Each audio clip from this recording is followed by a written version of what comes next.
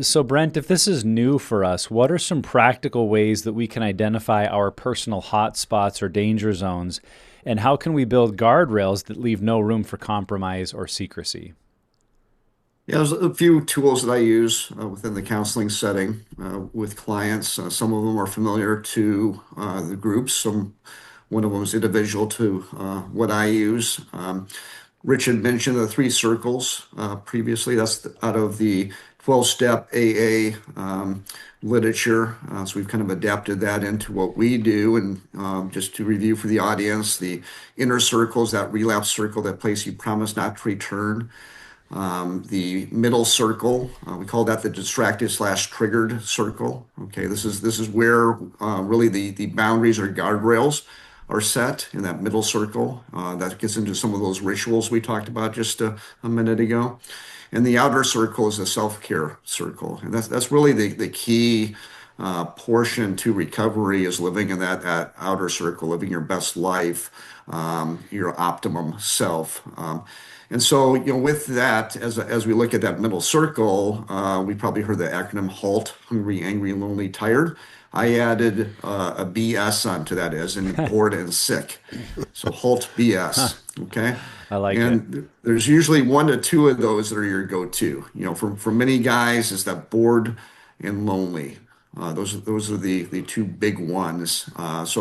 Anticipating situations like when I'm traveling or when my wife is away during the day or when I'm alone at night where I'm going to be, bored or lonely, that will help set those guardrails, right? So if we don't, Ben Franklin had the quote that if we fail to plan, then plan to fail, right? So I think a, Yeah. a lot of recovery is anticipating those moments where I could be weak or susceptible and having guardrails put up in those.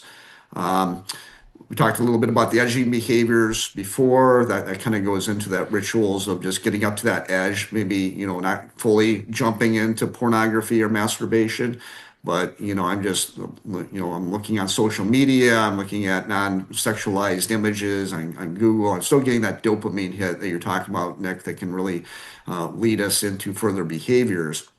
And then that flee that you talked about, that Joseph Flee method, just get up off the couch, get out of the shower, get out of bed if you're feeling tempted. I incorporate an escape plan, which is different than what we use in groups, but it's a six-step process, and it just steps you through. So the average craving lasts 28 minutes, okay? And this is designed to go for about an hour. So if you step through each of these steps, by the time you get down to step five, and you're actively trying to defeat it, then generally you're going to break through and not succumb to that temptation. So step one is what do you do with that first 30 seconds? Okay, so this could be some self-talk. This could be like reciting a scripture, short prayer, that kind of thing.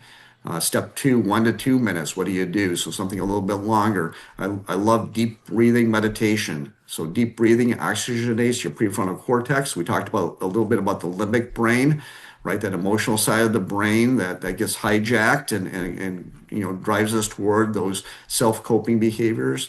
Prefrontal cortex, seat of impulse control, emotional regulation. So if we're feeling activated, that deep breathing, breathing in, 4 seconds, hold, slowly releasing, can oxygenate that and help us defeat it. So that's a great tool. You can put some meditation in with that. 3 to 5 minutes, that's maybe reaching out to an accountability partner, sending a flare up with a text. Say, I'm struggling. Can you pray for me? Okay, so now you're getting out in honesty and admitting that, hey, something's going on that I can't handle. Step four, 10 to 15 minutes. Maybe that's that making that accountability call to someone. Hey, can I talk to you? Anyone available? Step five, 50 to 60 minutes, change of environment. Okay. Go for a walk, get some exercise, go take an early lunch if you're at work, just get out of that environment.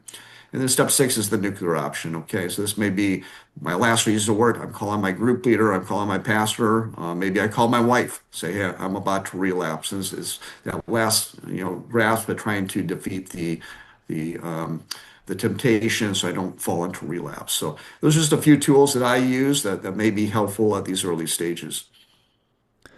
Yeah, and I would just add to that, Brent, as I've walked through some of those escape plan techniques, and really appreciate that, by the way.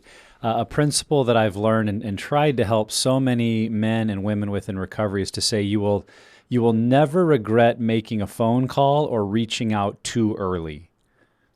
You'll never regret that. You're like, oh, I'm not that tempted. I don't really need any help. And you put it off and put it off because the reality that we see is when that snowball gets rolling in your thinking and it gets further and further down the hill, to reach out actually gets harder and harder. The further you get kind of into your pattern, as you mentioned, Brent, your prefrontal cortex, the thinking part of your brain is starting to shut down, and you're just going limbic into that pleasure center and the reward center and remembering your past acting out. It's really challenging to make a phone call at that point. I'm not saying you shouldn't. That's not an excuse. But I know my own history, and so many guys that I've been in group with that would say the same thing of the further down I go towards a relapse, the harder it is or more challenging it is to reach out to someone. And so I think that's one of the learned responses of an escape plan is just, man, if I'm feeling triggered a little bit, I realize I'm a little bit vulnerable. I've got to have people in my life that I can call right away, that I can just send a text and say, hey, I'm feeling a little something, and dealing with it at that lowest possible denominator and not waiting. And so if you can get that mindset of saying, I need to reach out and just connect with someone as soon as I'm feeling triggered and not think I can get right up to that edge and be flirting with relapse and be dwelling there for, minutes or hours and think I'll be okay and I'll make a phone call when I really need it, because likely you won't really make the call until you have gone over the edge.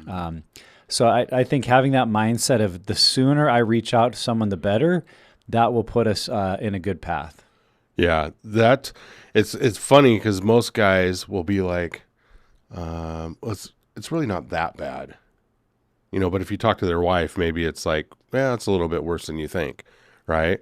So it's encouraging those guys, like you said, Nick, the earlier, the better.